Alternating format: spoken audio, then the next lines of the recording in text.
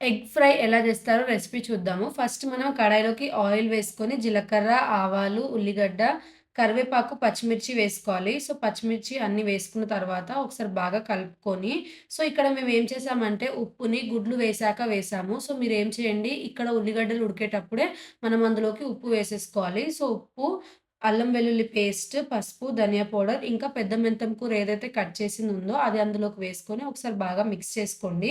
Mix చేసుకున్న తర్వాత curry అంతా సైడ్‌కని అందులోకి ఎగ్స్ వేసుకోండి. ఎగ్స్ వేయగానే కలపకూడదు. కొద్దిసేపు వేగిన తర్వాత అప్పుడు మనం దాన్ని కలపాలి. సో, కలిపిన తర్వాత మీరేం చేయండి ఎగ్స్ ఉడికే వరకు మనం దాన్ని అలానే మిక్స్ చేసుకుంటూ ఒక్కొక్కసారి చెక్ చేసుకుంటా ఉండండి. లేదంటే మీకు అడుగనేది మాడిపోతది. సో, చెక్ చేసుకుంటూ బాగా మిక్స్ చేసుకొని ఎగ్స్ వేగే వరకు మనం కర్రీని అలానే వేగనివ్వాలి. సో, వేగాక మనం స్టవ్ ఆఫ్ చేసుకొని ఎగ్ ఫ్రైని సర్వ్ చేసుకోవచ్చు. దీన్ని చపాతీతో తింటే చాలా బావుంటది.